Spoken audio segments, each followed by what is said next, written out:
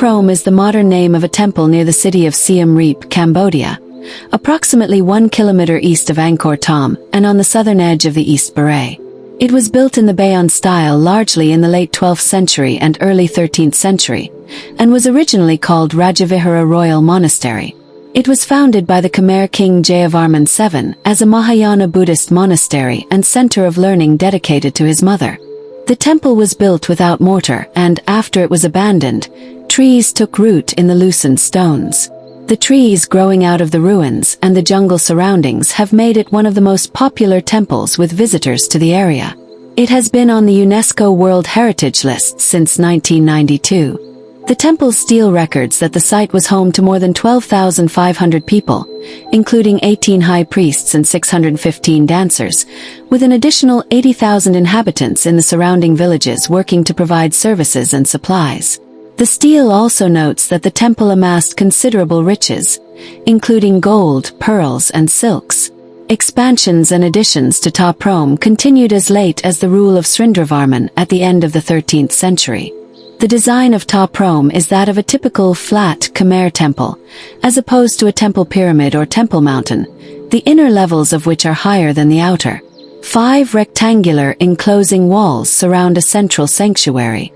The sanctuary is centered around the stone face of Prajnaparamita, the personification of wisdom, modeled after the king's mother.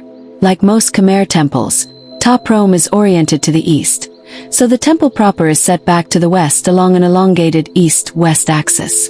The outer wall of 1,000 by 650 meters encloses an area of 650,000 square meters that at one time would have been the site of a substantial town, but that is now largely forested.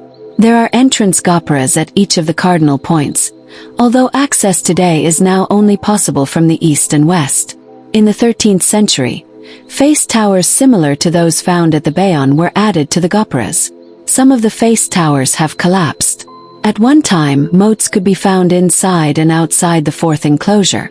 The presence of 2 moats led some historians to speculate that the 12-13 remain of Ta Prohm is an expansion of a more ancient Buddhist shrine on the same site.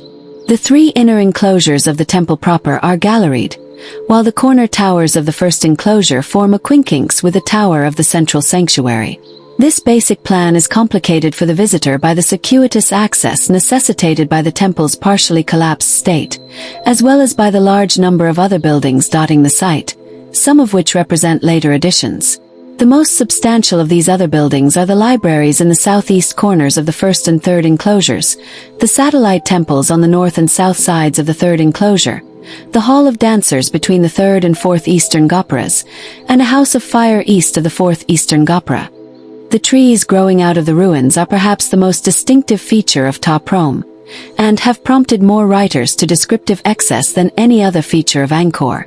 6. 2 species predominate, but sources disagree on their identification. The larger is either the silk cotton tree, Ceiba pentandra, or Thitpak tetrameles nudiflora, and the smaller is either the strangler fig, Ficus gibosa, or gold apple, Diospyros decandra. Angkor scholar Maurice Glaze observed, "On every side in fantastic overscale, the trunks of the silk cotton trees soar skywards under a shadowy green canopy, their long spreading skirts trailing the ground and their endless roots coiling more like reptiles than plants." Please subscribe to see more videos.